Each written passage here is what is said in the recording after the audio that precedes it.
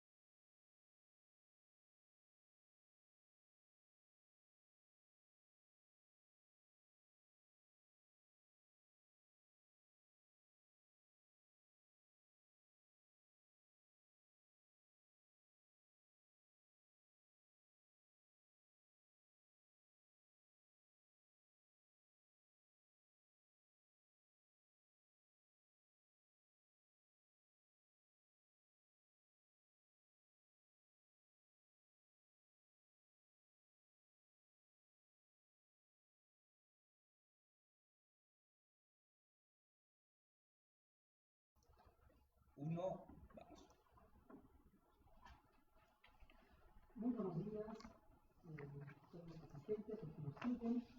Damos inicio a nuestra octava entrega de TENTA, que significa Territorio Común en guaraní, una propuesta del Centro de Investigaciones Sociales de la Vicepresidencia del Estado Plurinacional de Bolivia, con el objetivo de promover reflexión, pensamiento en las áreas sociales, filosóficas, historia. El día de hoy presentamos el tema descolonización. ¿Qué? ¿Para qué? ¿Cómo? Hemos invitado a Marcelo Sarturi Lima, quien va a ser el moderador el día de hoy, nos va a acompañar. Le agradecemos, Marcelo, por haber aceptado nuestra invitación. Con formación en sociología en la Universidad de San Andrés, maestría en filosofía y ciencias políticas de la CIES UNSA, responsable de la área de interculturalidad y descolonización del Instituto Internacional de Integración y coordinador de la revista Integra Educativa. Ha realizado diferentes investigaciones junto con organizaciones como Oxfam y la UNESCO. Entre sus publicaciones podemos mencionar Asamblea en la Escuela de 2015, Saberes para la Ciudadanía de 2012, Escenarios Descolonizadores, Educar al Otro, Dilemas de Educación Intercultural. Bueno, también colabora con distintas publicaciones. Marcelo va a ayudarnos como moderador el día de hoy. También tengo el honor de presentar al profesor Rafael Bautista, y es muy conocido. Vamos a agradecerle también por haber aceptado nuestra invitación. Escritor y pensador boliviano, estudió música, literatura y filosofía fue profesor invitado en la Escuela Antiimperialista, en la Escuela de Gestión Pública Plurinacional, en la Universidad Indígena Boliviana, Tupac Katari. También dirigió el taller de descolonización y la comunidad de pensamiento Mauta. Él además es columnista, como decía, es ya muy conocido. Ha publicado este libro, escrito después de la Nacional solamente, Descolonización de la Política, en el 2014, Reflexiones decoloniales, del mismo año, del mito del desarrollo, el horizonte del sirviente, del 2018, el tablero del siglo XXI, de política descolonial de un orden global post-occidental, del año 2019. También ha sido finalista en el Premio Nacional de Poesía de la Catedral en el 2003, también en el Premio Nacional de Cuento Bartolomé Arsanz de Ursúa, del Festival Internacional de Escrituras del año 2004. Fue galardonado en el sexto Encuentro Nacional de Filosofía y Humanidades en el Salón de Cochabamba. Es un contacto con su participación, profesor. Y nuestro también panelista, el director Giovanni Zamanoni, hoy también nos va a acompañar como un participante panelista, sociólogo, que maestría en metodología de investigación y filosofía y ciencia política, con estudios de nivel doctorado en epistemología, fue director del Instituto de Investigaciones Pedagógicas Plurinacionales del Ministerio de Educación, además de viceministro de Educación Superior. Entre sus principales ensayos puedo mencionar Prioridad, Educación y Descolonización, así como Nacionalidad y Ciudadanía. Quiero recordarles que a las 10 primeras personas que se han anotado, que están siguiendo este diálogo, tienen como cortesía el texto, el libro A Contracorriente, materiales para una teoría renovada del populismo. Les agradecemos su asistencia, por seguir, esperamos también de sus preguntas, de sus participaciones. Te dejo, Marcelo, es el panel. Buenos días, muchas gracias por la invitación a los compañeros del CIS, Giovanni, Olver, muy agradecido y feliz de poder compartir con dos personas con planteamientos muy interesantes y que han trabajado mucho en la descolonización. Bueno, hablar de descolonización siempre implica entrar en un espacio de debate muy astilloso, ¿no? Hay mucha agua que ha pasado sobre el río, estamos casi 20 años debatiendo y trabajando temas de descolonización, tanto así que en algún momento se volvió una política pública.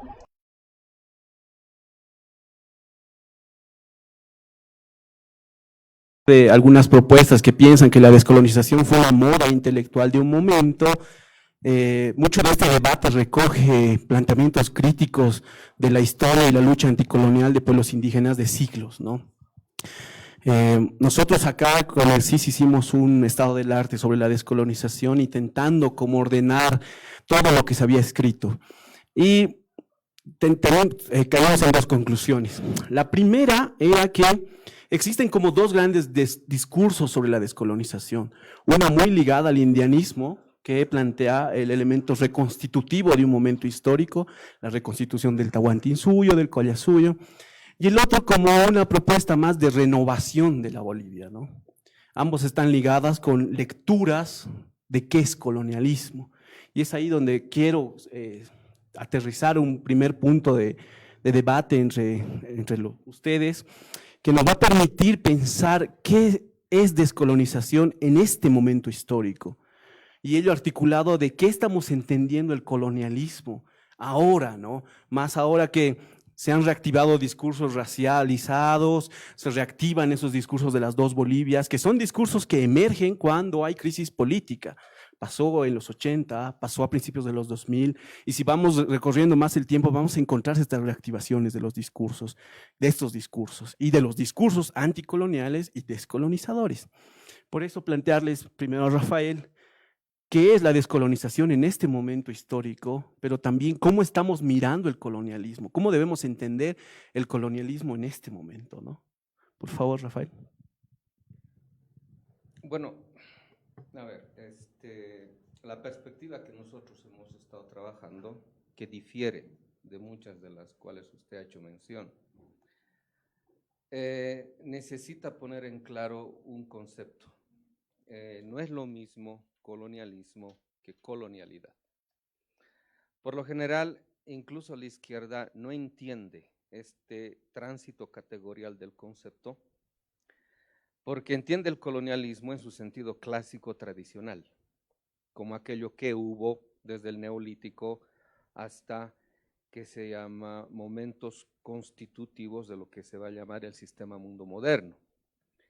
Gracias a Quijano, y ahora Grossfogel también ha señalado que es gracias a pensadores afrocaribeños o afro-norteamericanos también, acuña el término colonialidad como una superación categorial del concepto clásico de colonialismo. Una demostración de que este concepto tradicional de colonialismo ya no sirve en la actualidad es ver cómo ha renacido, como usted bien señala, incluso no solamente retóricas racistas, sino prácticas y ejercicios políticos de carácter marcadamente racista, lo cual nos muestra que ni siquiera el colonialismo ha sido superado. Muchos despistados hablan de que ya no es pertinente hablar de raza, pero sin embargo la raza, la racialidad de la clasificación social está presente hoy en día, y eso cobra actualidad cuando señalamos que el concepto colonialidad se refiere más bien a una resignificación, una complejización y un desarrollo mucho más eficiente y eficaz que el colonialismo anterior. Con colonialidad yo he trabajado el concepto de Quijano y lo he llevado a otro tipo de contextos en los cuales se puede señalar lo siguiente. Nos sirve el diseño geopolítico centro-periferia para afirmar que ese diseño geopolítico no es solamente geopolítico, es ontológico y presupone una antropología, que quiere decir lo siguiente. Cuando hablamos de la nueva colonialidad como un desarrollo más complejo del anterior colonialismo, queremos decir que la periferia no solamente tributa materias primas. Tributando materias primas, sus élites sobre todo se constituyen en conciencia periférico-satelital, de tal forma de que como nunca se ven a sí mismos como centro de sus propias decisiones, lo que tributan en última instancia ya no es solamente riqueza material, tributan cesión y transferencia de soberanía de poder político. Y cuando ceden esto, lo que están haciendo es constituir el contenido real del poder del centro del mundo. O sea, el poder del centro del mundo se alimenta de esta cesión de transferencia del poder de la periferia, lo que hace que la propia periferia se prive del contenido último que hace posible al poder, que es la voluntad de vida. ¿Qué quiere decir esto?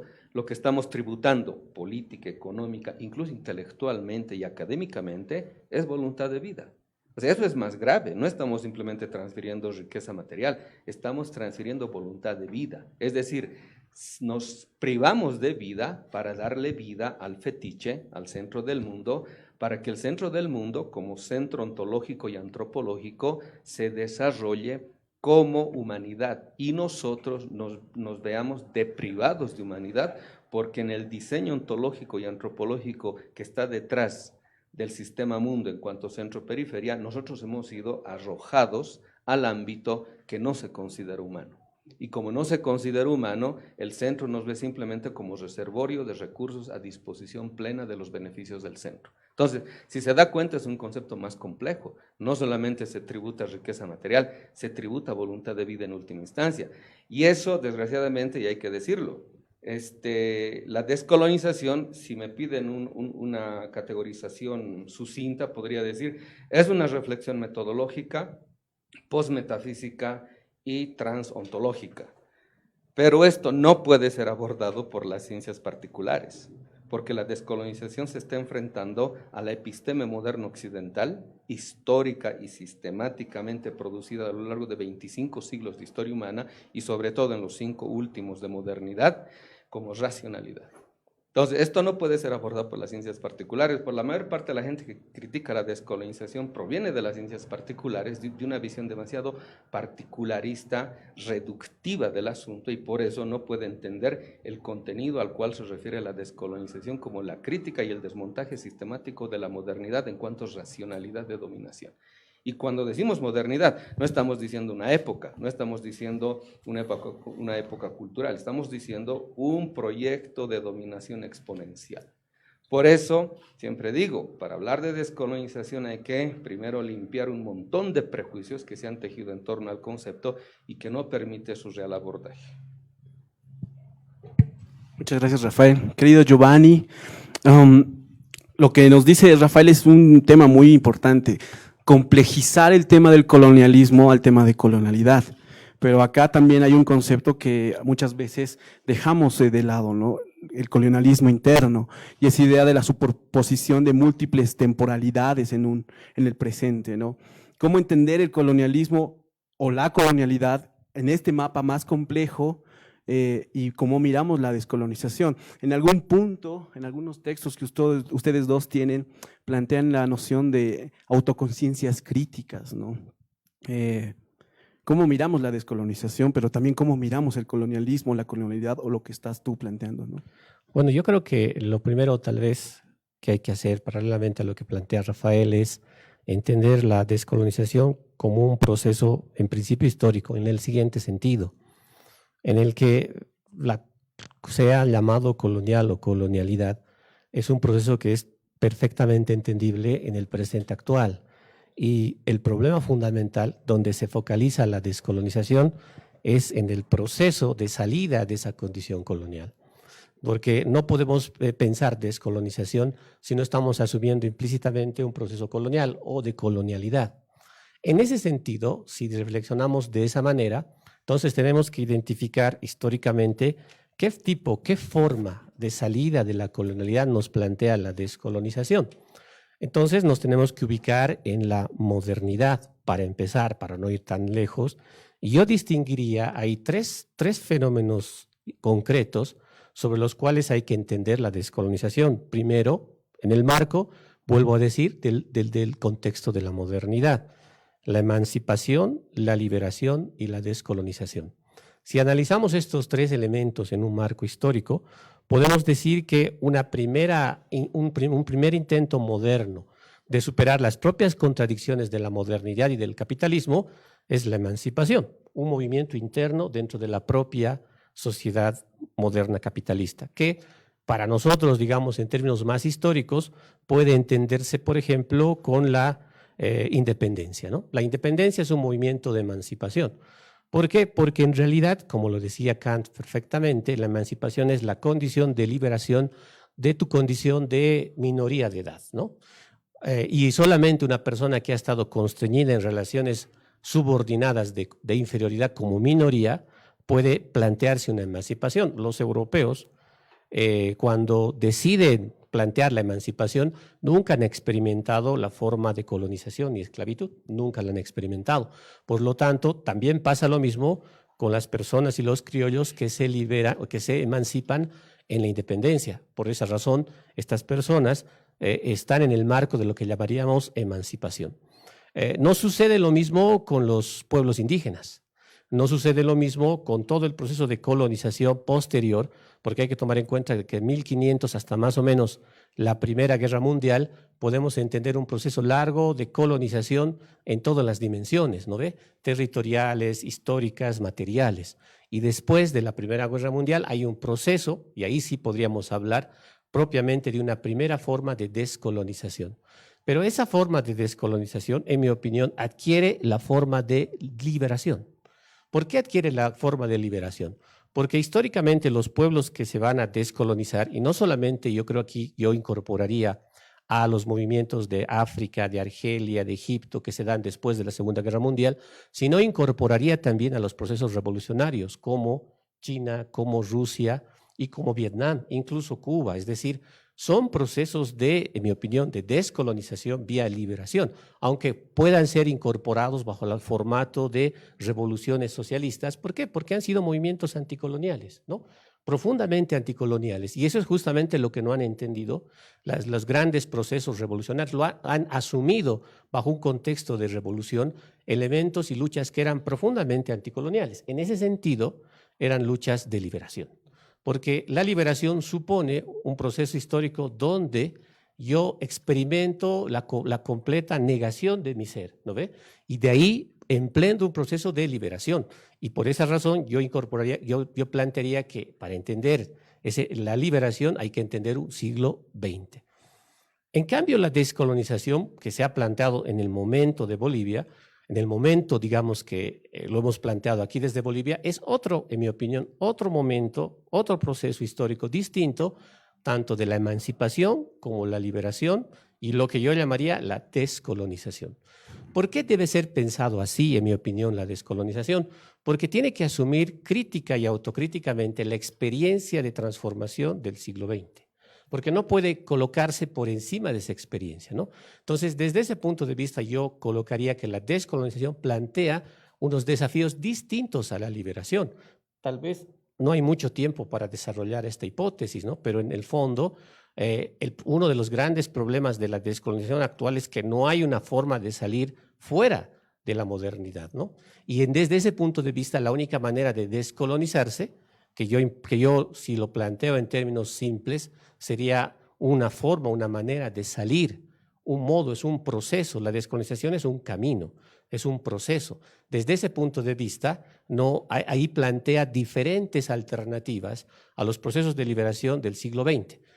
Para sintetizar simplemente, por ejemplo, ahí la descolonización, si lo pensamos como un proceso de salida de la modernidad capitalista, que no implique que vaya más allá de la emancipación y más allá de la liberación, supone encarar elementos paradójicos que los movimientos del siglo XX no han encarado.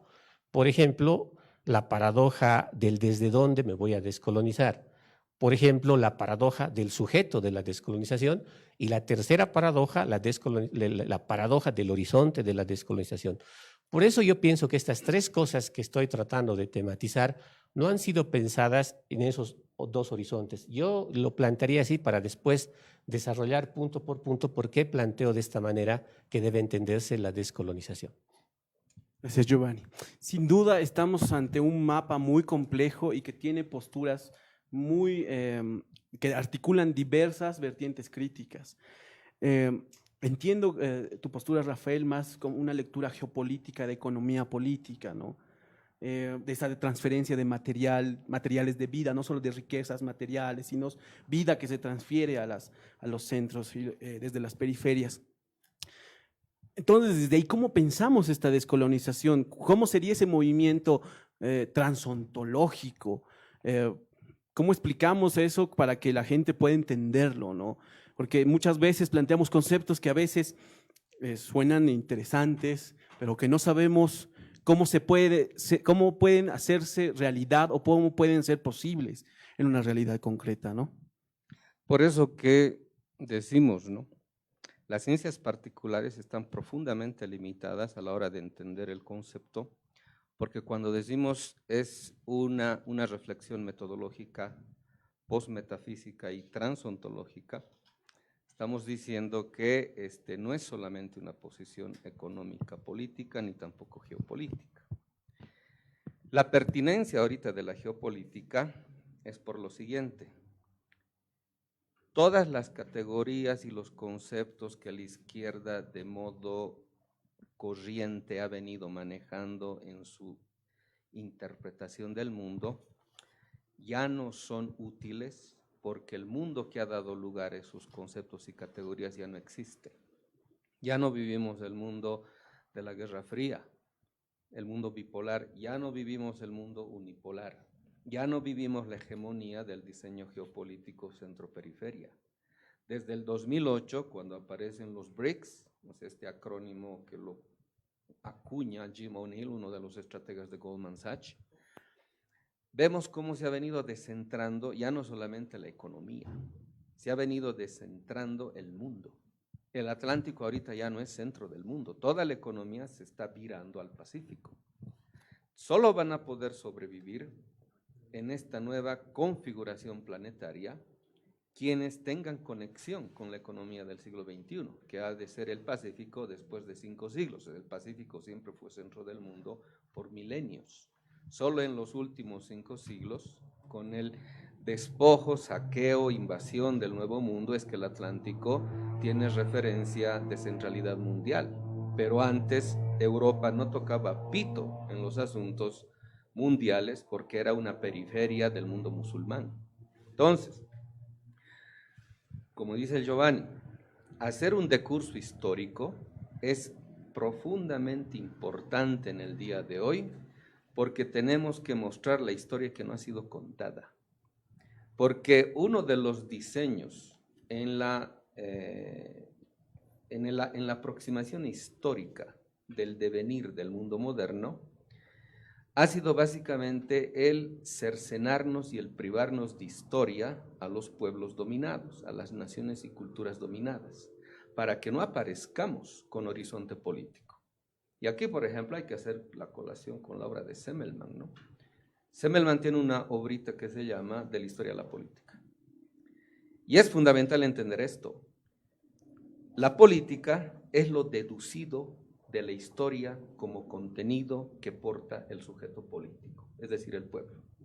Si ese pueblo no tiene historia, difícil, imposible que se proponga un horizonte político. Recuperar la historia es fundamental, pero no la historia oficial, la historia de los vencedores, sino la historia negada. Y cuando decimos historia negada, no estamos diciendo el concepto de historia que manejan los historiadores, la mera historiografía, que toman a la historia como objeto, como algo pasado. Para nosotros la historia, haciéndole el giro descolonial, el giro postmetafísico, la historia no aparece como algo pasado, no aparece como objeto, aparece como presencia actualizada. Y esto, por ejemplo, como usted decía, ahorita la descolonización como reflexión metodológica nos permite no solamente acopiarnos de todo el material profundamente crítico que ha venido proponiéndose desde esto que se llama como tradición del materialismo histórico, por ejemplo, desde Marx hasta Walter Benjamin o Ernst Bloch, para decir algo fundamental que la izquierda no entiende, y por eso hoy día las posiciones electoralistas de que la única razón para que la gente opte por un partido es ¿qué se llama? Las satisfacciones económicas. Eso es absurdo. Una revolución es mucho más que simplemente la satisfacción ¿qué se llama? De opciones economicistas. No, tiene que ver mucho más. O sea, una revolución, incluso se puede decir, es un evento místico, porque para que una revolución sea posible, el pueblo precisa aportar esa historia como contenido que se manifiesta como el famoso espíritu, espíritu de los tiempos que porta un pueblo determinado. Ese tipo de reflexión, por ejemplo, ahorita no se la hace en ninguna de las ciencias particulares, tampoco en la filosofía, y por eso cuando hablamos de descolonización estamos diciendo, a propósito de la salida, de lo que decía Giovanni de la Unmündigkeit, precisar estos momentos es fundamental hoy en día, porque no es lo mismo emancipación, no es lo mismo liberación. ¿Por qué? Porque en los mismos términos de Kant, de la Unmündigkeit, de la inmadurez culpable, eso solo es atribuible a las élites periféricas, pero no al pueblo. Porque el pueblo no acopia los prejuicios y las taras de élites periféricas, ¿no? La élite periférica tiene que atribuirle al pueblo sus taras y sus prejuicios, porque de ese modo se siente liberado de ellas. Pero la élite periférica, atribuyéndole al pueblo eso, no se libera de eso. En cambio, lo único que hace posible es que inmoviliza en determinado momento al pueblo, pero la élite sigue en su constitución periférica sin posibilidades reales de liberación. Uno se emancipa de algo, pero cuando hablamos de liberación nosotros decimos, la liberación es liberarse de toda relación de dominación, lo cual es un momento mucho más complejo, ¿no? Por ejemplo, cuando hablan de salida, imagínense, la modernidad es un laberinto y quien está metido de modo existencial dentro de la modernidad lo ve como algo sin salida. Si uno es capaz de trascender, ya no solamente salir, sino atravesar y trascender eso, necesita un locus. Ese locus, por ejemplo, Franz Hinkelhammer lo llama el hilo de Ariadna.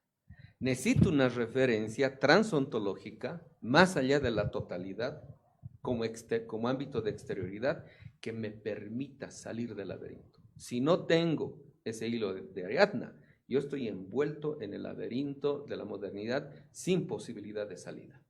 Entonces necesito yo el hilo de Ariadna. Ahora, ese ámbito de exterioridad, ninguna ciencia particular lo piensa, porque todos parten de los conceptos y las categorías fundamentales que la produce la ontología, como ratificación, consagración de lo que hay, de lo que es. Y si usted se da cuenta, todos los analistas políticos, sin excepción, parten de lo que es, de lo que hay. Están encerrados ontológicamente en algo que creen que es la realidad. Pero si uno no le introduce a la realidad, por ejemplo, el mismo ámbito utópico de lo que no es todavía, es capaz de poder abrir esa totalidad ontológica hacia un ámbito mayor. Eso, por ejemplo, es una salida emancipatoria, pero todavía no es la liberación. Porque la liberación implica un situarse existencialmente en un ámbito de exterioridad transontológico que le permita un panorama total de la totalidad en cuanto sistema. Por ejemplo, el sistema político. Si uno no tiene esas referencias de exterioridad, que en nuestro caso sería el panorama que nos brinda el sujeto indígena, estamos perdidos. O sea, no es lo mismo ver Bolivia desde Achumani que verlo desde Caracara.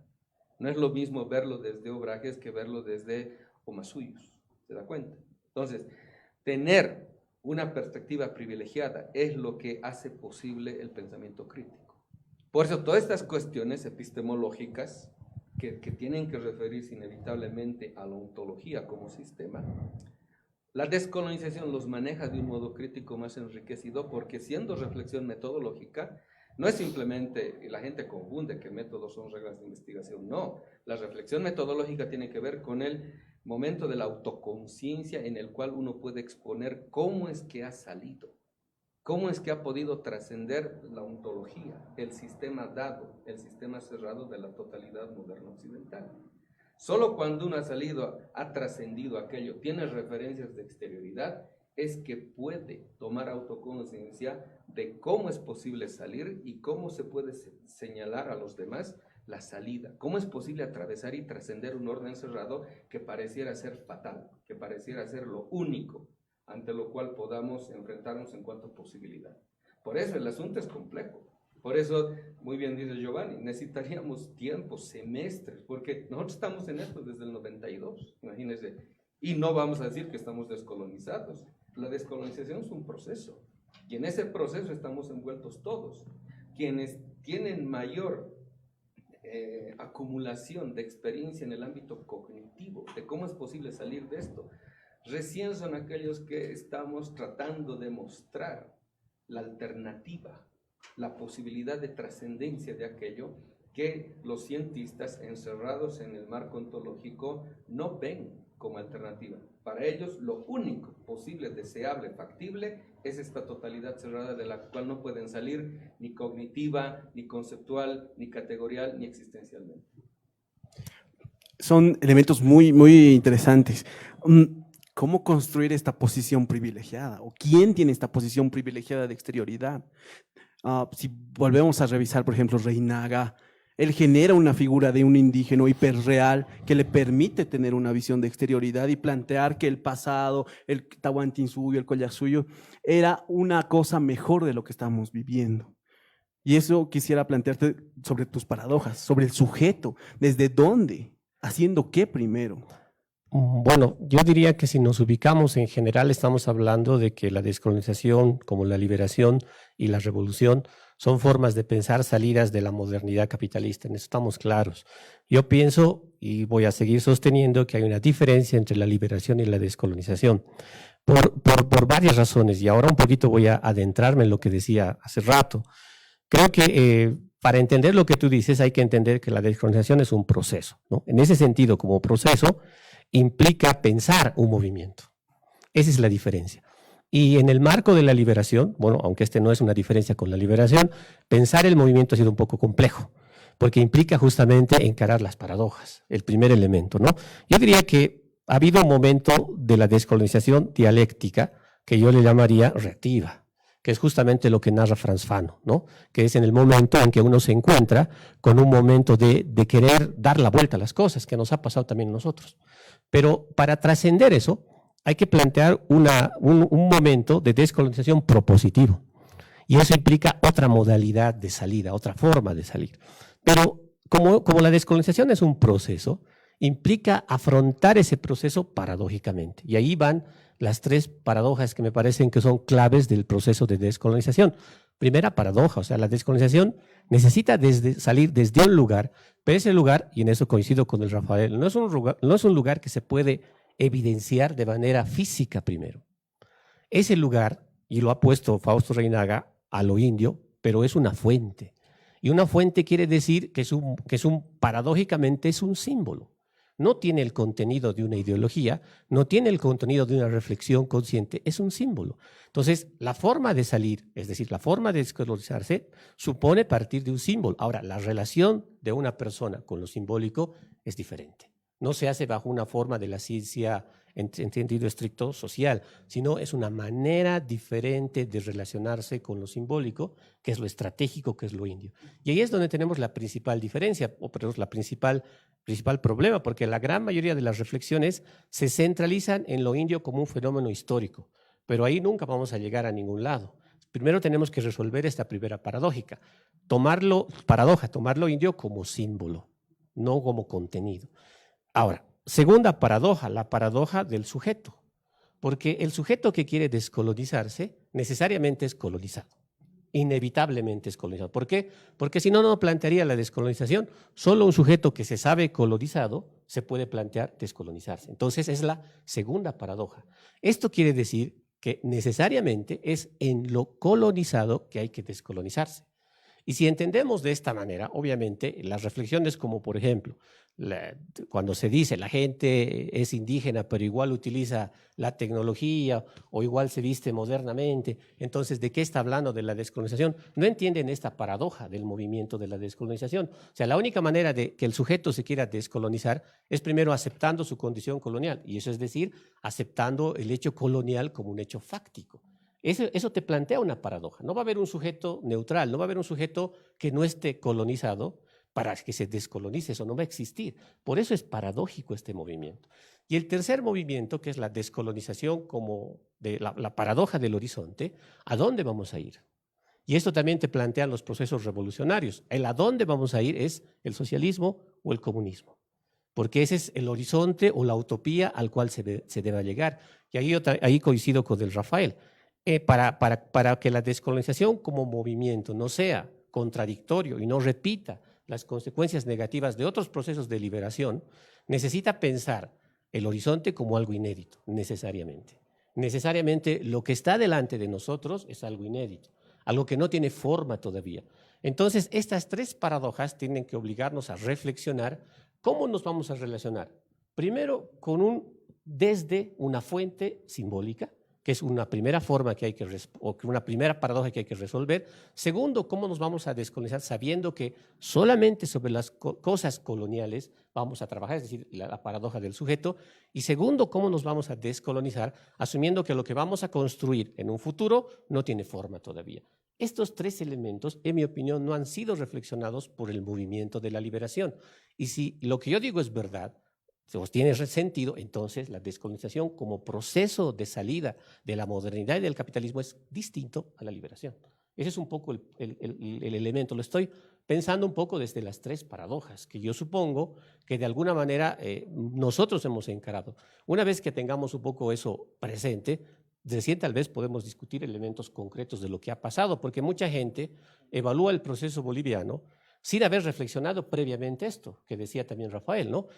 Simplemente lo ve desde un punto de vista de las formas mucho más fáciles, como por ejemplo, identificar las contradicciones de los sujetos en concreto. O, para decirlo de manera simple, un indígena que, como decía alguna vez alguien, cuando entra al poder, lo que le interesa es tal vez cambiar de persona, es decir, ya no tiene a su mujer de pollera y quiere tener una mujer choca, etcétera, etcétera. Ya ve, entonces no hay descolonización, justamente porque no se lo asume como un proceso paradójico. Ese es el problema para mí. Entonces, la pregunta sería, ¿qué supondría asumir conscientemente estas tres paradojas? ¿Cómo tendríamos que desarrollar la descolonización si asumimos que estas son paradojas inevitables en un proceso de descolonización? De hecho, Fanon plantea de forma casi sencilla, cuando Fanon problematiza la descolonización, lo que él le preocupaba de un futuro postcolonial no era el blanco colonizador, sino lo que estaban apuntando los nacionalismos africanos, ¿no? De solo vamos a terminar cambiando al opresor. Y creo que está muy relacionado lo que tú dices con las paradojas. Y con esto de cómo alcanzar entonces esta posición privilegiada de totalidad. Está bien, en cada lugar tenemos un tipo de posicionamiento. No es lo mismo mirar Bolivia desde tal lugar que desde tal lugar. ¿Qué hacemos para construir ese elemento de exterioridad? ¿De qué nos deshacemos? En los debates interculturales más actuales hay ese elemento de desgarramiento del ser, ¿no? Hay que desgarrar alguna cosa, no es solamente un encuentro con algo, sino es un desgarramiento interno. Y al final que terminan planteando la descolonización de mentes, la descolonización de almas. ¿Esto permitiría construir una exterioridad, un posicionamiento privilegiado? Sí es un movimiento, sí es un proceso, pero ¿cómo vamos en ese elemento? Parece que no avanzamos nunca en construir ese posicionamiento privilegiado y siempre volvemos a nuestros arcaísmos, ¿no? Y a nuestras trincheras de las dos Bolivias. Al final pasa una crisis política, cultural, social en Bolivia, volvemos a las trincheras de las dos Bolivias, revivimos viejos discursos políticos y parece que nunca hemos avanzado en construir algún proceso descolonizador. No sé, Rafael. Bueno, hay que aclarar cosas, ¿no? Porque también acá, cuando uno ingresa a una comunidad de argumentación, que sería un diálogo, siempre tiene que aclarar el lenguaje que está usando, porque podemos hablar el mismo concepto, pero con distintos contenidos. Entonces hay que aclarar eso. En primer lugar, cuando hablamos de exterioridad, nos referimos a este manejo categorial que hacemos a partir de la obra de Emmanuel Levinas, no como algo a producir, no como algo a construir, sino como un existente que es la novedad pura. Eso que menciona Giovanni como lo inédito. Solo es algo inédito cuando ni siquiera la aproximación cognitiva de la totalidad ni siquiera tiene un nombre para aquello. No tiene palabras, peor conceptos. Lo inédito es algo que no está atrapado en el horizonte del ser. Porque el horizonte del ser, desde esta visión que muy bien la delata Martin Heidegger, es ese movimiento de captura de la visión como ámbito privilegiado, de que todo aquello que no está dentro de los ámbitos de la iluminación del ser, es atrapado cuando le llega la iluminación. Y es atrapado como dominación. Pero siempre existe un ámbito más allá, que nunca va a ser objeto de apropiación de la totalidad. Por eso hay que también decirlo, ¿no? Ninguna totalidad es capaz de abarcar a toda la realidad. Siempre ha de haber más realidad. Entonces, cuando hablamos de exterioridad, también lo casamos con una reflexión interesante para nosotros, que lo hace Hermann Cohen, ¿no? De la Escuela de Marburgo. Fíjense algo que, por eso siempre decimos, no es nomás copiar un autor. Uno puede estar copiando al autor más crítico de modo acrítico. Siempre hay que pensar con el autor, contra el autor, más allá del autor, para producir desarrollo del conocimiento que ese autor no ha podido producir. ¿Por qué? Porque todo conocimiento es la formalización de la experiencia que sucede en el ámbito de la razón. Entonces, ¿qué dice Hermann Cohen? Cuando él, por ejemplo, se jubila, por así decirlo, de la filosofía y vuelve a sus raíces, él va al mundo judío y se pone a escribir un libro que se llama Metaphysicum Religion. Entonces él se pregunta cuál es el método de los profetas. Y él dice, el método de los profetas consiste en situarse en la perspectiva del pobre y desde allí emitir el diagnóstico de la patología del Estado. Porque el profeta era aquel que se ponía delante del rey, delante de los sacerdotes, hasta delante del pueblo. Porque el profeta tenía una vivencia mística que le permitía atribuirse la vocería del Dios mismo. Pero ¿desde dónde él se atribuye eso? Desde que se sitúa en la negatividad más negada del sistema, para desde allí emitir el diagnóstico de la patología del Estado. Entonces, ¿cuál es el método profético? Lo que se formaliza en el ámbito de la ciencia y se llama el método crítico. ¿Cuál es el método crítico? situarse en la perspectiva de la negatividad más negada del sistema. Porque todo sistema se presenta a sí mismo y ante los demás como lo más bueno. Pero ¿cómo podemos evaluar si eso que dice que es bueno es realmente bueno? Situándonos en las consecuencias negativas que produce. Ahora, en nuestra historia, ¿cuál es la negatividad más negativa de la totalidad del sistema político boliviano? Es el indio. O sea, no es una referencia folclórica, es una referencia de contenido transontológico, porque de cómo vamos a juzgar a la totalidad del sistema político tomando como referencia al propio sistema político. Sería un absurdo. Esa sería una autocontradicción performativa. Tenemos que situarnos en la negatividad más negada. O sea, esa exterioridad no es algo que estamos produciendo, es algo que hay, es algo inédito, porque cuando la gente escucha el indio, siempre se refiere a una presencia física o a una historia pasada. Nunca ve al indio como potencial. Ahora voy a hacer la hilación con lo que dice Giovanni. Trascender la historia, la imagen historicista del sujeto nos lleva a lo que también la descolonización en nuestra perspectiva se ha tomado el trabajito de detallar. La última referencia del desmontaje sistemático que produce la descolonización es lo último que sostiene a toda la episteme moderna como racionalidad. Este es su modelo ideal. Es el concepto límite. ¿Desde dónde es posible toda la racionalidad occidental? Desde su modelo ideal. Y su modelo ideal no es racional en el sentido lógico-científico. Es una gran narrativa, es un gran mito. Es un mundo mítico, simbólico, prelógico, que precede a todo el mundo racional, que no es nada más ni nada menos que la formalización de estos contenidos míticos simbólicos. Entonces, si queremos entender al indio, los antropólogos están perdidos. Lo ven al indio como una presencia actual, física, de referencia empírica. Pero si nosotros hacemos el trabajito de transitar, a trascender aquella visión, nos encontramos con su historia, y su historia no es algo pasado. Pero si hacemos todavía el trabajito mayor de desencubrir que esa historia está sostenida por este mundo ético, mítico, simbólico, que como racionalidad, como gran narrativa, es lo que en última instancia es lo que de espíritu porta todos los movimientos de rebelión indígena que han sucedido en este país y que se puede traducir en lo siguiente. El modo de ingreso del movimiento de liberación indígena ha sido siempre el común denominador de la interpelación al sistema político desde la defensa de la forma comunidad. Entonces tenemos que aclararnos qué significa esa forma comunidad que está presente desde el Takionghoy hasta el día de hoy. ¿Por qué el Estado plurinacional se propone ser un Estado de carácter comunitario? ¿Por qué aparece el término de economía social comunitaria? Entonces, si nosotros nos vamos a la referencia de los manualitos, de los diccionarios que existen en las academias, la referencia de la comunidad es griega, romana, moderno, occidental.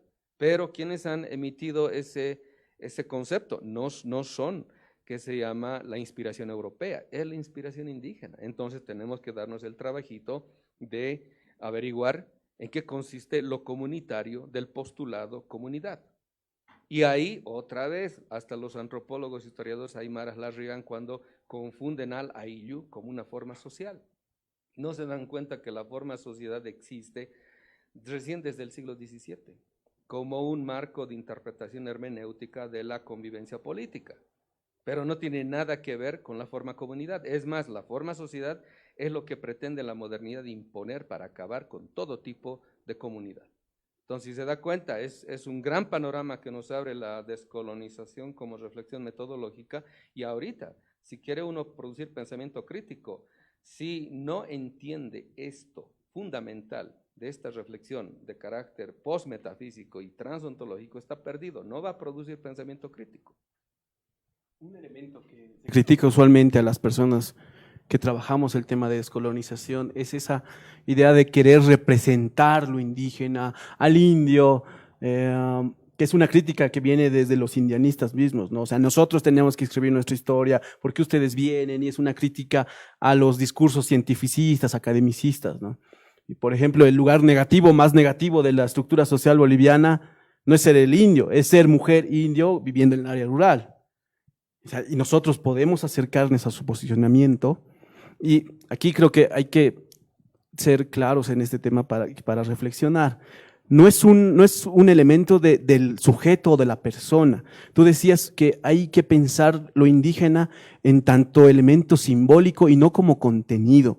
Eso nos va a ayudar como a dar elementos para superar estas paradojas, o no, desde dónde asumir ese elemento, porque es una crítica muy válida.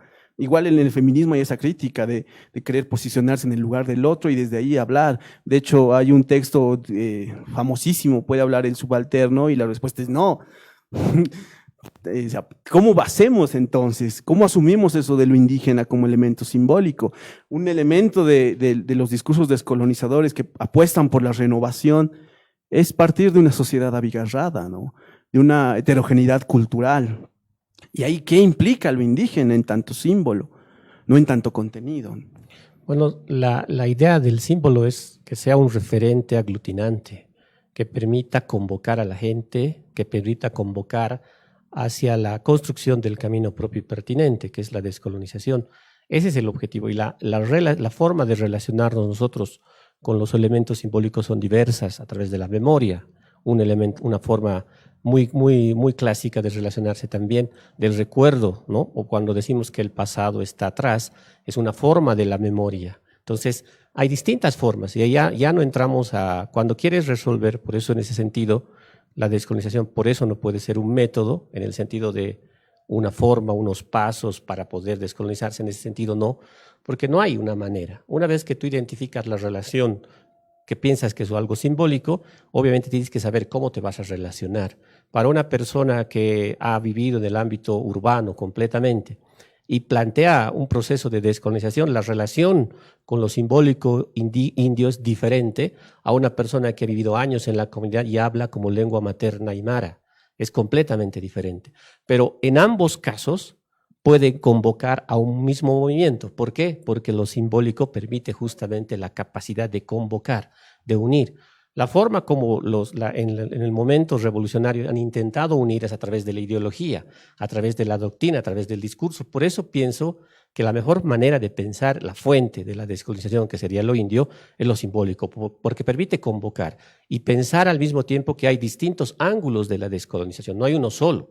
Ahí evadimos la paradoja del sujeto que dice yo voy a asumir la posición de un indígena y yo voy a descolonizar. Ahí se rompe esa contradicción, porque habría distintos ángulos para la descolonización.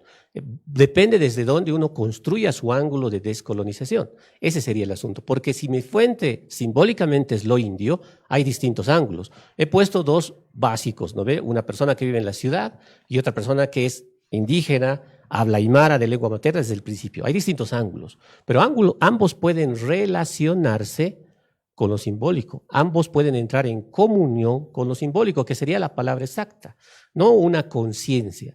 Por eso es que en la primera paradoja no se resuelve desde la conciencia histórica.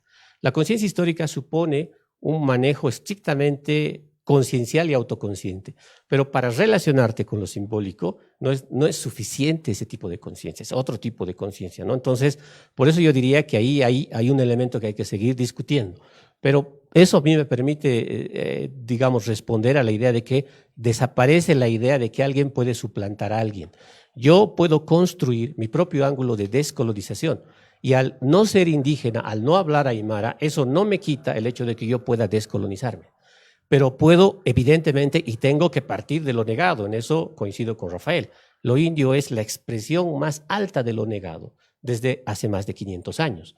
El tema siempre ha sido cómo me relaciono con eso negado. Si me relaciono solamente desde un punto de vista concreto, como un sujeto concreto, nunca voy a encontrar eso, porque en concreto yo ya no tengo relación con lo indígena, en teoría. ya yo soy una persona de la ciudad que consumo todas las cosas de la ciudad. No tengo, pero si me relaciono como lo indio, como un símbolo, es decir, como una aspiración, si entro en comunión con esa necesidad, si pienso que necesito descolonizarme, aparece un ángulo de descolonización. Entonces, por eso se resuelve esa paradoja, o se resuelve esa idea con distintos ángulos de descolonización, ¿no? Yo diría que por ahí se podría entrar para ver, porque yo insisto, la descolonización es un proceso, y es que decir, hay que pensar cómo es ese movimiento. Y parte de construir ese movimiento es lo que un poco estamos haciendo. Primero, identificar las tres paradojas, luego ver que para resolver esas paradojas hay que construir un ángulo de descolonización y cada paradoja va a suponer un movimiento propio y específico que no supone un método, simplemente una manera, una forma de salir de la modernidad capitalista diferente a como ha sido planteado en el siglo XX, por poner un ejemplo, o tal vez incluso mucho más atrás, ¿no? Sobre esto mismo, ¿no? Del lugar negado, desde ubicarnos en la negatividad más negatividad. Muchos cuestionan la idea de que no puede haber una teoría descolonizadora sin una práctica descolonizadora, ¿no? Y dan duro a las personas que hablan sobre descolonización. ¿Existe esta práctica? ¿Es posible hacerla? Y retomar lo último que dijo Giovanni, ¿no?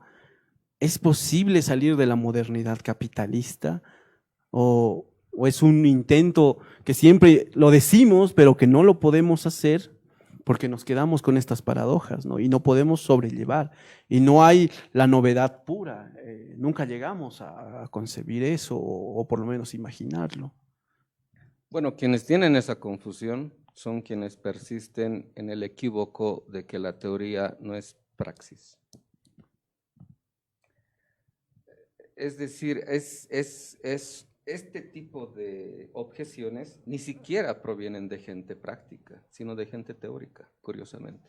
Entonces, hay que aclararles, el fetichismo de la teoría proviene, o más bien es un argumento también teórico, ¿no? El denegamiento de la teoría sigue siendo teórico. Yo me acuerdo cuando leíamos a Adolfo Sánchez Vázquez y la filosofía de la praxis. Después fue comentado por otro filósofo español, Eduardo Nicol, que escribió la primera teoría de la praxis. O sea, esta confusión de creer que la teoría es versus práctica es una confusión ya no solamente de los términos, es una confusión teórica, ni siquiera práctica.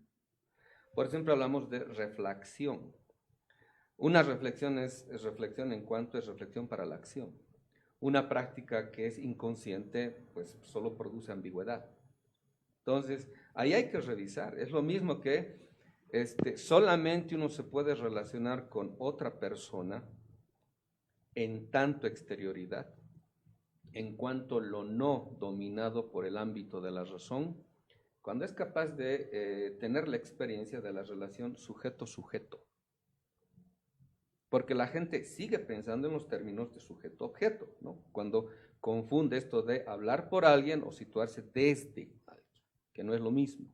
El hablar por alguien, por supuesto que produce paternalismo, porque nadie puede atribuirse este tipo de, que se llama proposición práctica, ¿no? De hablar por alguien. Hablar desde alguien es tomar como referencia ese alguien, pero no ese alguien en tanto individuo de referencia empírica, sino cuál es el horizonte que hace posible la presencia fáctica de esa persona. Por ejemplo, imagínese usted lo que ahorita señalaba, cuando alguien se le escucha, o más bien, cuando alguien habla del indio, todos se imaginan al indio de Yuchu, de Poncho y Abarcas. El indio está en la ciudad. Eso de entender lo indígena como meramente campesino es otro reduccionismo sociológico. Porque eso querría decir que los indios nunca hicieron ciudades. ¿Y qué de Tahuantinsuyo, qué de Cusco, qué de Tenochtitlán? Que eran ciudades mucho más grandes que las ciudades europeas de ese momento. Entonces, cuando uno ve al indio y simplemente ve al indio en cuanto individuo, se olvida que ese representa los restos de toda una cosmovisión de una civilización de las más grandes que ha habido en la historia de la civilización humana, uno de los 6 ejes civilizatorios que ha producido la humanidad. Entonces, lo indio acá no es una referencia empírica. Cuando lo tomamos como la negatividad más negativa, estamos haciendo el tránsito categorial del concepto al criterio. Cuando decimos la descolonización es un proceso, estamos señalando, ¿no? O sea, la descolonización no te dice te vas a descolonizar de este modo. Lo que te puede brindar la descolonización como reflexión metodológica no son reglas, no son normas, son criterios de evaluación del proceso mismo que tú estás enfrentando. Por eso, muchos, entre comillas, descolonizadores tratan de cerrar el asunto en la promoción de su posición como si fuese la más descolonizadora. Eso es ridículo. En las historias de liberación, todos los movimientos no son contradictorios unos con los otros, son analógicos. Lo que decía el Giovanni, ¿no? O sea, la descolonización no es un solo camino. Existen muchas vertientes, muchos ámbitos de acción propositiva en el ámbito que llaman práctico, que siempre merece reflexión. O sea, no hay ámbito práctico que no contenga reflexión. Un ámbito práctico sin reflexión es un ámbito ciego. Esa reflexión es la reflexión metodológica, porque la cuestión del método siempre es el cómo, el para qué. Entonces, cuando hablamos de liberación y tratamos esto de llevarlo a las últimas consecuencias de reflexión, estamos señalando que liberarse de algo es un movimiento recortado, reductivo, reducido.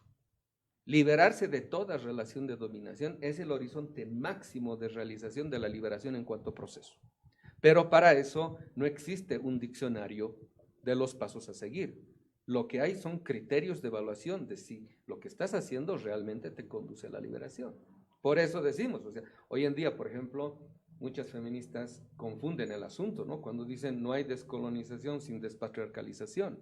Esa es una confusión. ¿Por qué? La despatriarcalización es un movimiento emancipatorio. La descolonización es una reflexión metodológica. O sea, yo no puedo asumir que simplemente porque abrace una posición emancipatoria ya soy crítico, ya soy libre. No, necesito una reflexión trascendental que me permite incluso de modo autocrítico evaluar si lo que estoy produciendo es liberación o nuevos procesos de dominación encubierta. Del mismo modo, cuando yo me sitúo desde un horizonte concreto, como es un sujeto, yo no puedo tomar eso como referencia empírica, como objeto de conocimiento, como objeto de apropiación política.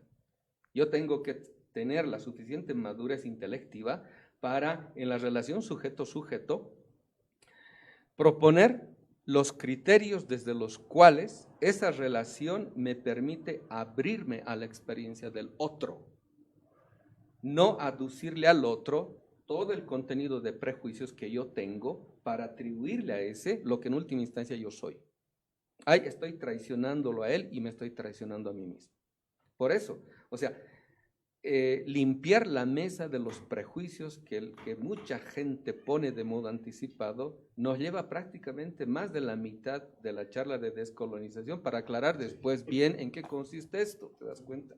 Entonces, por eso, esta serie de, mucha gente dice, no, pero eso es teoría. Tenemos que hacer pues teoría para aclarar los términos, porque si aquí no está claro algo, la práctica que se deduzca de aquello es totalmente ambigua, sin definición. Entonces tenemos que ir aclarando el asunto para que, aclarándonos, nos aclaremos también lo que como efectividad podamos llevar a la praxis. De otro modo vamos a estar en la ceguera de no saber qué hacer porque no tenemos conciencia de a qué nos estamos enfrentando, qué estamos haciendo y con qué perspectivas.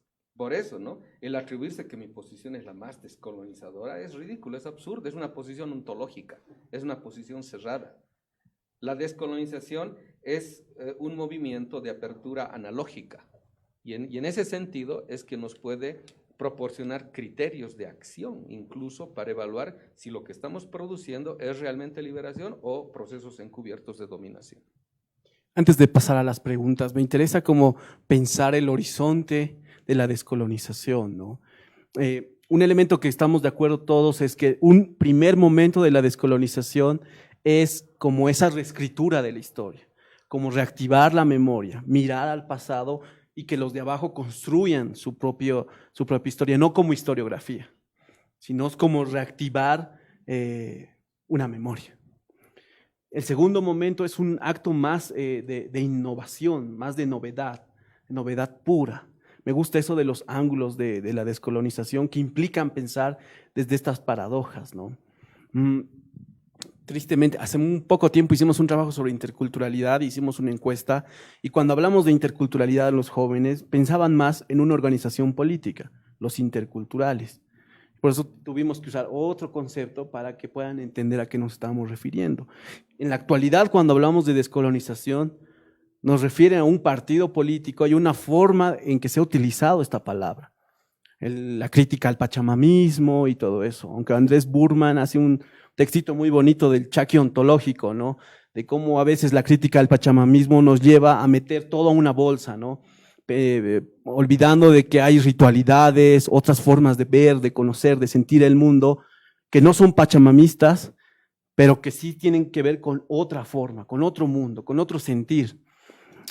¿Cómo entonces ahora pensar la descolonización como un horizonte posible, como un horizonte político que permita renovar Bolivia, que era una frase de Leandro Nina Quispe, ¿no? ¿Cómo volvemos o cómo podemos renovar Bolivia desde elementos de inclusión social mucho más plurales,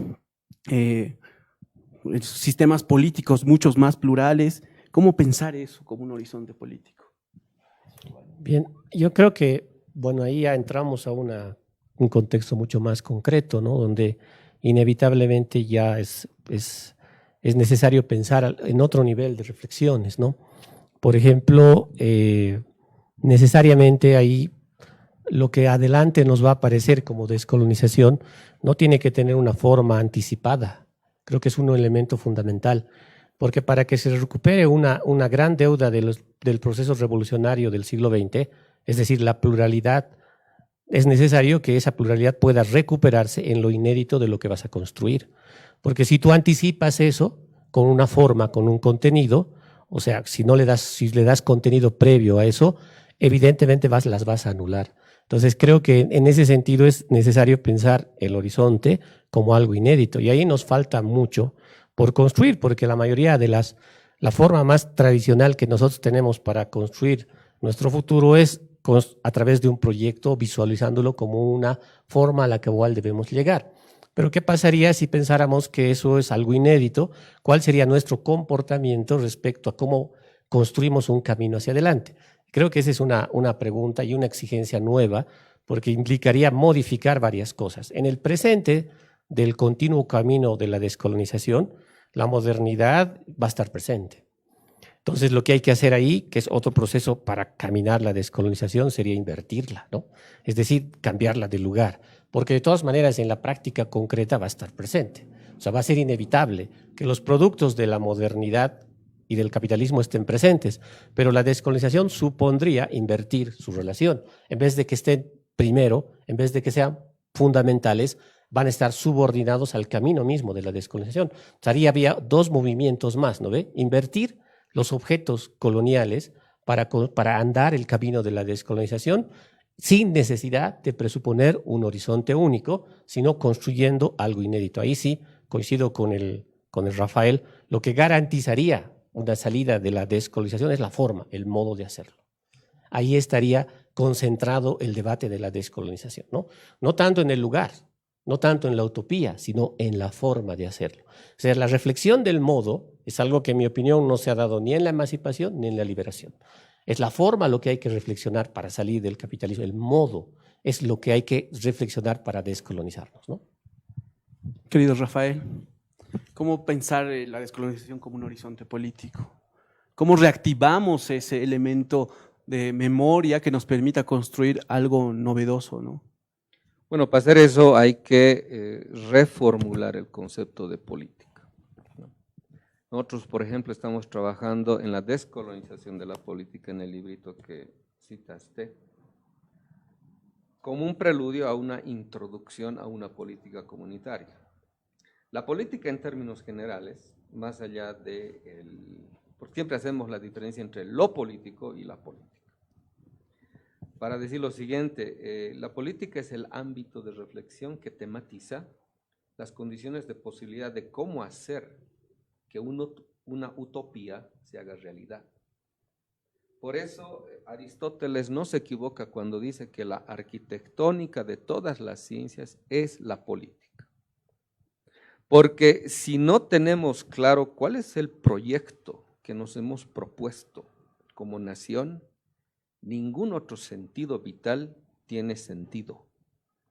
Si antes no tienes tú de anticipadamente haberte propuesto un sentido de vida, todo lo que hagas no tiene sentido. Solo tiene sentido cualquier cosa que hagas si tienes un sentido de vida, si sabes a dónde apunta todo aquello.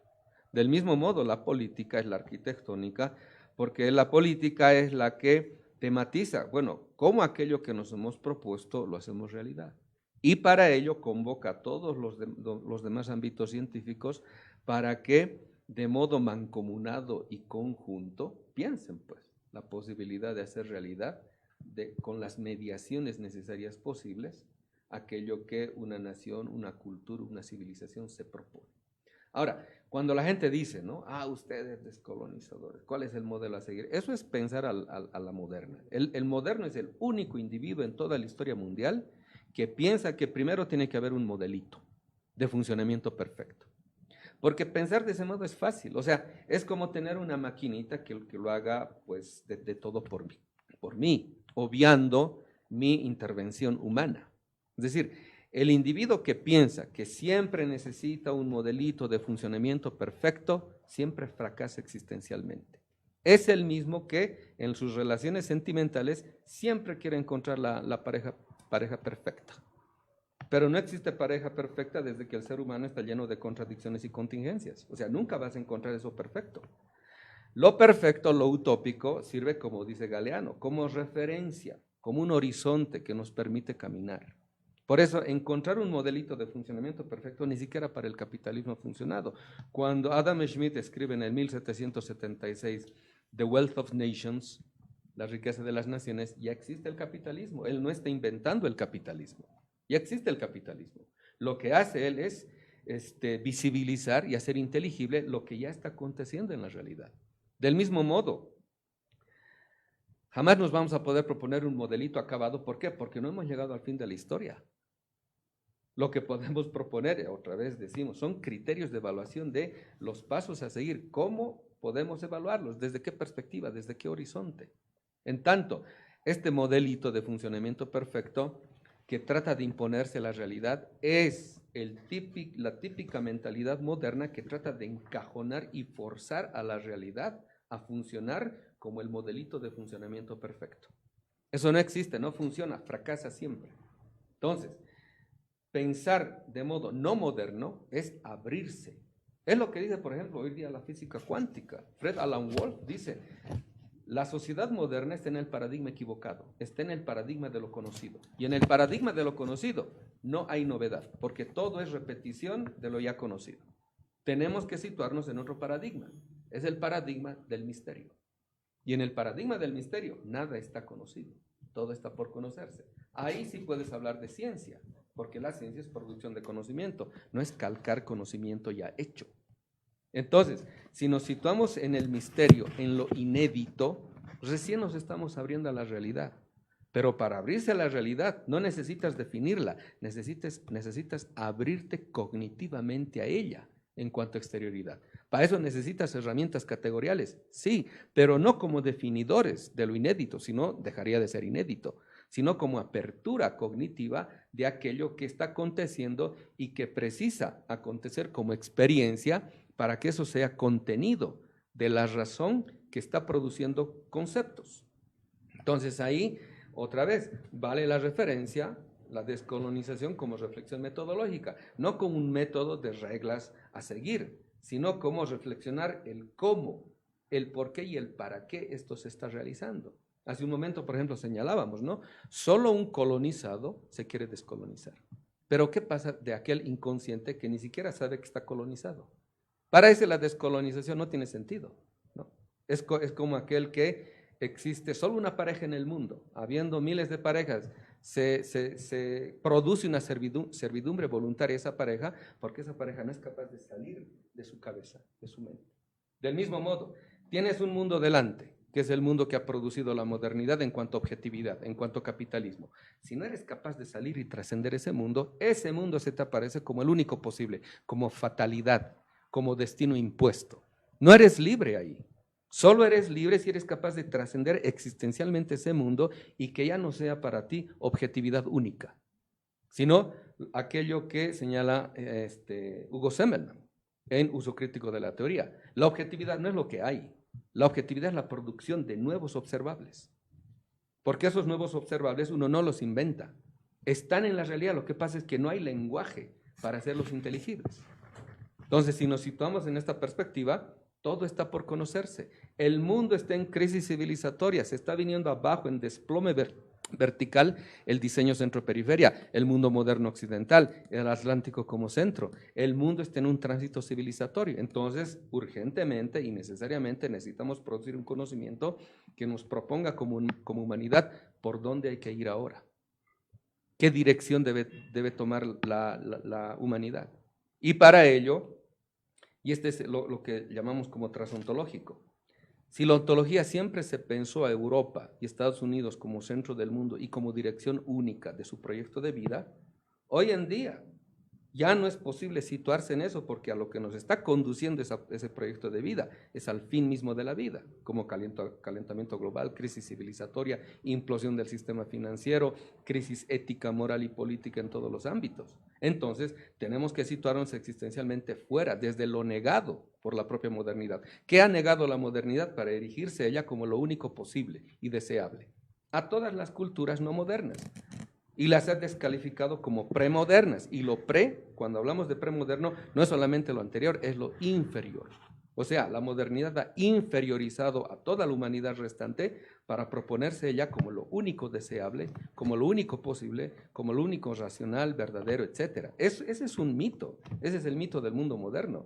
Si uno se saca eso de su cabeza, recién es posible ver todo lo que la modernidad ha negado como la alternativa real y posible que puede enmendar todo el desastre que ha ocasionado 5 siglos de modernidad bajo los grandes eslóganes de liberté, fraternité que nos han inventado el mundo moderno y que en los hechos, ¿qué es lo que reproduce toda expansión de los ciclos de acumulación del capital?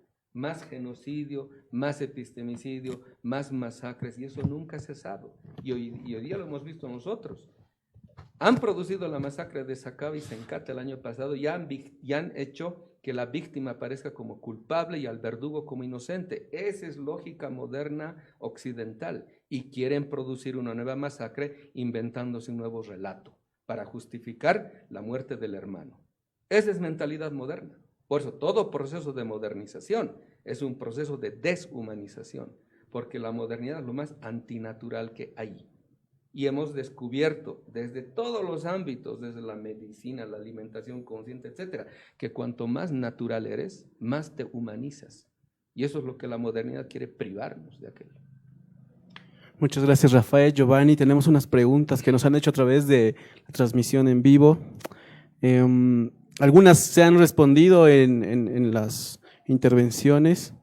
Giovanni, Oscar Pons pregunta: creo que solo desde el pensamiento y filosofías occidentales no se va a alcanzar a la descolonización y la liberación.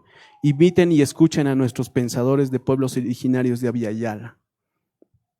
Bueno, yo insisto en que como la descolonización reflexiona la forma de hacerlo, porque es algo que no se ha pensado, siempre se ha pensado sobre todo en términos de contenidos, porque al proceso de liberación se le ha dado contenido para poder pensar que a través de eso se va a liberar. Al proceso revolucionario igual se le ha dado de contenido para pensar que a partir de eso se va a poder liberar, pero nadie ha pensado en la forma, el proceso, el modo.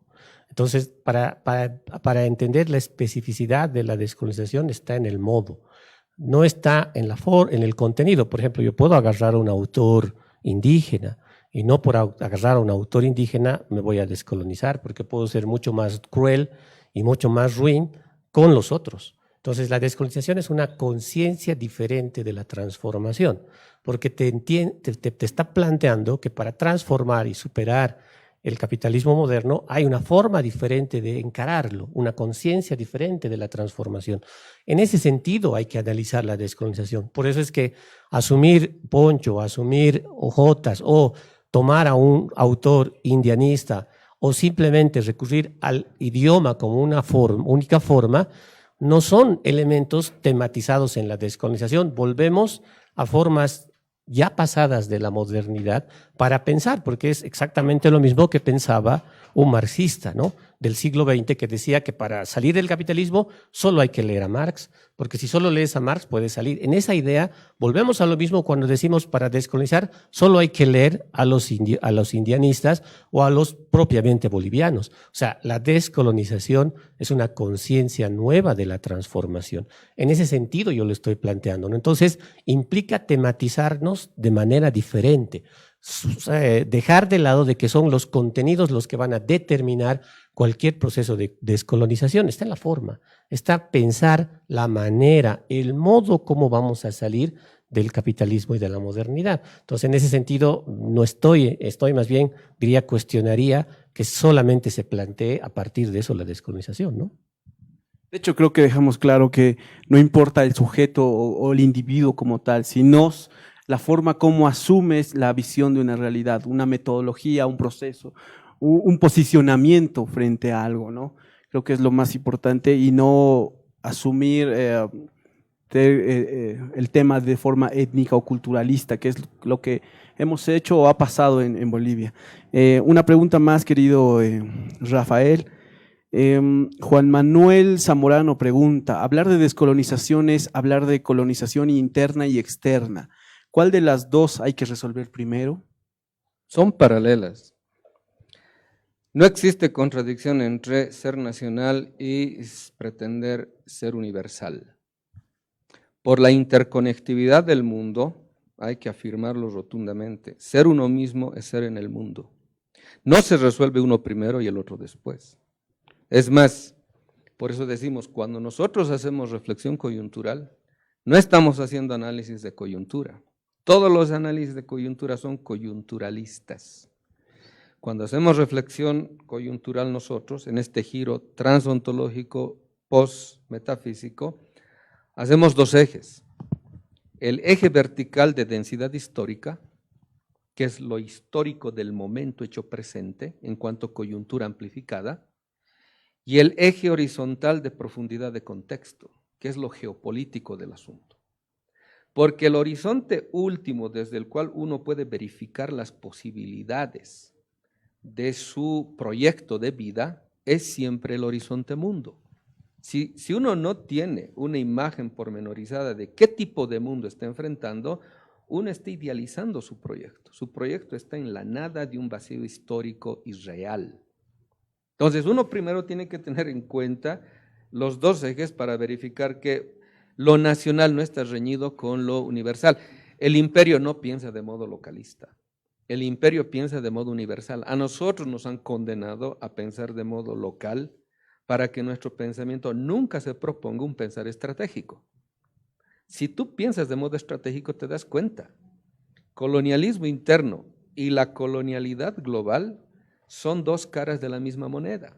Por eso el colectivo de los latinoamericanos en Estados Unidos, como colectivo, dicen modernidad, flecha, colonialidad. O sea, por eso también alguna vez Quijano señala, ¿no? La colonialidad es el lado oscuro de la modernidad. O sea, uno no puede entender las contradicciones nacionales como meramente nacionales. La clasificación social, por ejemplo, boliviana, es una clasificación racializada. Es una clasificación antropológica. ¿Quién ha producido esto? El mundo moderno, de modo mundial, de modo global. La división del trabajo es una división profundamente racializada y que está en el meollo y en la médula misma del diseño geopolítico centro-periferia. O sea, uno no puede, de modo, qué sé yo, mecánico, a lo usual que proceden lo que se llama la física newtoniana, ¿no? Verificar procesos que no solamente tienen hondura y espesor histórico, sino profundidad geopolítica. Por la física cuántica dice, ¿no? La física clásica newtoniana nos sirve para evidenciar y comprender movimientos simples, pero cuando nos referimos al mundo subatómico, no sirve la física newtoniana. Del mismo modo nosotros decimos, ¿no? Este tipo de dicotomías, lo nacional, lo universal, está bien pues para el análisis superficial, pero para el análisis profundo están indisolublemente ligados. La realidad nacional no es solamente nacional, porque vivimos un mundo interconectado. Tenemos que tener visión geopolítica, de lo contrario. Por ejemplo, ¿por qué muchos analistas de izquierda han quedado descolocados creyendo ver una sucesión constitucional en el golpe de noviembre del año pasado? Porque no tienen visión geopolítica. Y si no tienen visión geopolítica, no entienden esta nueva reformulación de conceptos que utilizan las guerras de cuarta y quinta generación, como por ejemplo el golpe suave o la revolución de colores.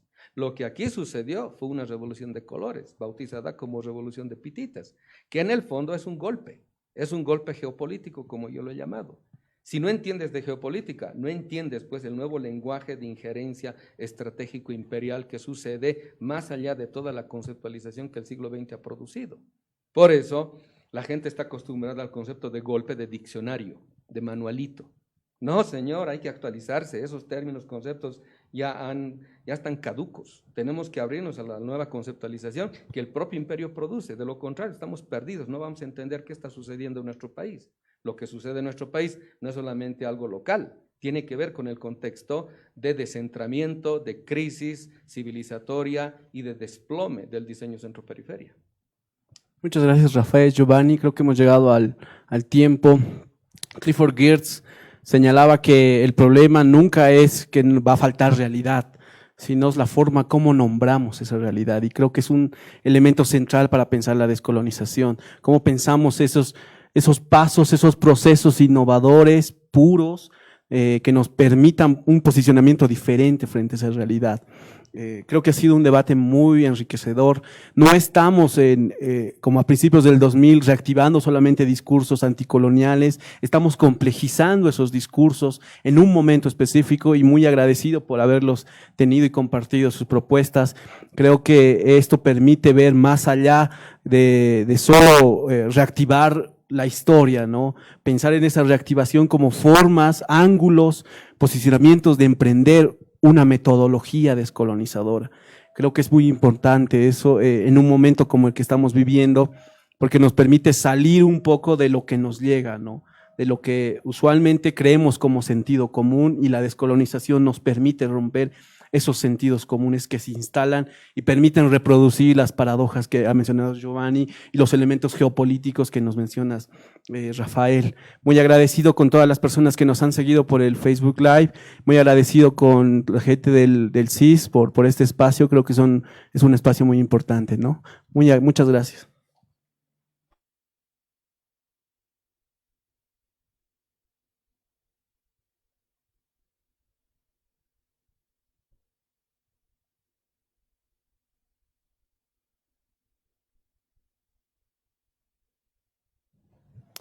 Bueno, de este modo esperamos haber cumplido con las expectativas de todos ustedes que nos siguen a través de las cuentas del CIS, de la BBB, a nombre del Centro de Investigaciones Sociales de la Vicepresidencia del Estado Plurinacional.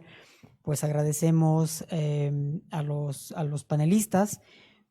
Profesor Bautista, muchas gracias por haber aceptado, por haber participado con nosotros. Marcelo, de igual modo a ti, gracias por haber aceptado la moderación de este diálogo virtual TENTA. De esta manera nos despedimos sin antes anunciar que estamos el día viernes 9 en Cochabamba, en el auditorio del CESU en la universidad. Vamos a presentar el libro La política desde abajo, devenir otro de la política en Bolivia, un texto que va a estar disponible. Así también a todos nuestros seguidores en Cochabamba podrán hacer algunos pedidos especiales. Vamos a estar con la librería en Cochabamba. El lunes 12 anunciamos también la presentación del libro Mapas de Debate Volumen 2, Nación, Descolonización y Autonomía.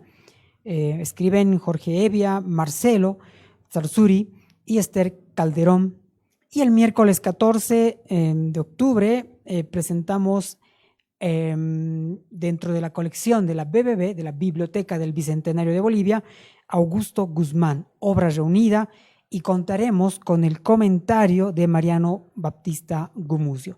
De este modo nos despedimos, esperando tenerlos en la siguiente edición. Tengan ustedes muy buenas tardes.